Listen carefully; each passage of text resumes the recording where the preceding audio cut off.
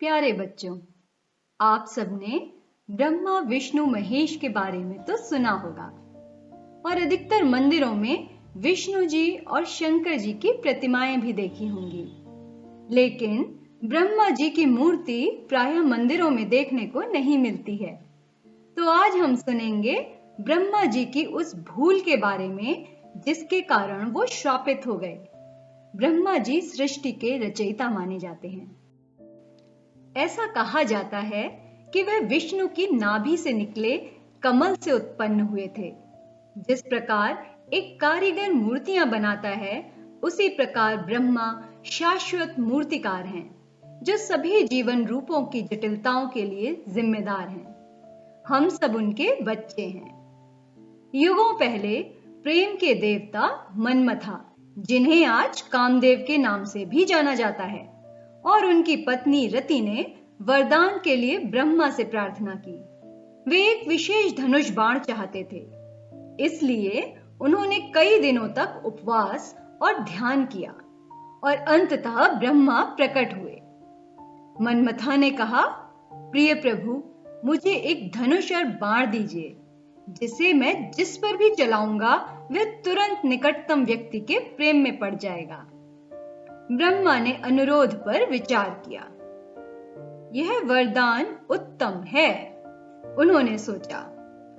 यह अधिक मनुष्यों को प्रेम में पड़ने के लिए प्रोत्साहित करेगा और समय के साथ इस ग्रह पर बच्चों की संख्या भी बढ़ेगी और मानव जाति फलेगी फूलेगी। लेकिन मुझे नहीं लगता कि मजबूत इरादों वाले लोग या आध्यात्मिक मार्ग पर चलने वाले लोग मन्मथा के बाण के शिकार होंगे। हालांकि इससे मुझे वरदान देने से नहीं रोका जा सकता। ब्रह्मा ने अपना दाहिना हाथ उठाया और बोले, ऐसा ही होगा। प्रसन्न मन्मथा के सामने गन्ने का धनुष और फूलों का तीर प्रकट हो गया। उसने उस पर कब्जा कर लिया और अपने रास्ते पर जाने से पहले भगवान को पूरे दिल से धन्यवाद दिया। जल्द ही मन्मथा धनुष और बाण का परीक्षण करना चाहते थे। उन्होंने बिना ज्यादा सोचे समझे पहला तीर ब्रह्मा पर ही चला दिया। उस समय ब्रह्मा एक सुंदर कन्या बनाने की प्रक्रिया में थे। उसका नाम शत्रुपा रखा गया, जो सैकड़ों सुंदर रूपों वाली महिला थी। उसकी खूबसूरती इतनी बला की थी कि दुनिया ने ऐसी कहीं भी नहीं देखी थी। जैसे ही ब्रह्मा ने उसमें प्राण फूंकना समाप्त किया, मन्मथा के बाण का जादू प्रभावी होने लग गया। भगवान शत्रुपा को इतनी तीव्रता से देखने लगे कि वह डर गई। उसने अपने निर्माता से इस तरह के व्यवहार की उम्मीद नहीं की थी, इसीलिए वह उनसे दूर हट गई और उनकी दाहिनी ओर मुड़ गई। ब्रह्मा दूर नहीं देख सके, उनकी आंखें उसका पीछा कर रही थीं। उसे आश्चर्य हुआ जब एक दूसरा सिर उसके दाहिनी ओर उछल कर आया। घबराकर शत्रुपा दूसरी ओर अपनी बाईं ओर भागी, लेकिन उसी दिशा में एक तीसरा सिर भी दिखाई दिया। अंत में शत्रुपा ब्रह्मा के ठीक पीछे थी और देखो, फिर से एक नया सिर बन गया। अब ब्रह्मा के 4 सिर थे, जो चारों दिशाओं पूर्व, पश्चिम, उत्तर और दक्षिण की ओर थे, और इस तरह वे शत्रुपा को देख पा रहे थे, चाहे वह कहीं भी जाती हो। युवती के पास अब ऊपर की ओर मुड़ने के अलावा कोई विकल्प नहीं था। दुर्भाग्य से उसके लिए इसने ब्रह्मा को नहीं रोका। उसके पहले सिर पर आसमान की ओर मुंह करके एक और सिर उगाया और इस प्रकार ब्रह्मा की दृष्टि शत्रुपा पर टिक गई। शिव, जो पूरी घटना देख रहे थे, क्रोधित थे। उन्होंने कहा, अब समय आ गया है कि मैं आगे बढ़ूं और उस लड़की की मदद करूं।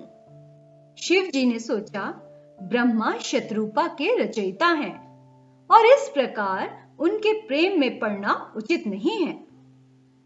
उन्होंने अपने त्रिशूल से एक ही झटके में भगवान ब्रह्मा का आकाश की ओर मुख वाला सिर काट दिया और उन्हें श्राप दे दिया। अब से आप सदैव 4 सिरों वाले देवता रहेंगे और इसके अलावा आपकी पूजा केवल एक ही स्थान पर की जाएगी। ब्रह्मा के 5वें सिर को हटाने के बाद ही शिव को एहसास हुआ कि ब्रह्मा उनके व्यवहार के लिए पूरी तरह से जिम्मेदार नहीं थे। यह मनमत का प्रेम का तीर था जिसने यह सब शुरू किया था। तो श्राप को कम करने के लिए शिव ने घोषणा की, ब्रह्मा, भले ही आपकी पूजा विष्णु और मेरी तरह नहीं की जाती होगी, आप हमेशा दिव्य त्रिमूर्ति के एक हिस्से के रूप में पूजनीय रहेंगे।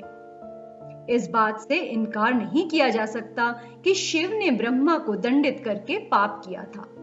परिणाम स्वरूप वह भी एक भटकते हुए तपस्वी बन गए और ब्रह्म कपाल, जिसे आज उत्तराखंड में बद्रीनाथ के नाम से जाना जाता है, वहां की ओर रुख किया। शिव ने ब्रह्मा के कटे हुए सिर को अपने हाथों में लिया और उसे भिक्षा के कटोरे के रूप में इस्तेमाल किया। लेकिन आश्चर्य की बात यह थी कि खोपड़ी कभी नहीं भरती थी, चाहे उसमें कितना भी खाना चला जाए, कटोरा खाली ही रहता था। ऐसा तभी हुआ जब शिव ने वाराणसी का रुख किया और पोषण की देवी और पार्वती के अवतार अन्नपूर्णा से भिक्षा प्राप्त की। अंततः भिक्षा पात्र भरने लगा। ऐसा माना जाता है कि ब्रह्मा का 5वां सिर तब से शिव के पास ही है। जिस जगह पर यह घटना घटी थी वह जगह राजस्थान के पुष्कर में है। तो बच्चों, कैसी लगी आपको ये कहानी? आशा है अच्छी लगी होगी।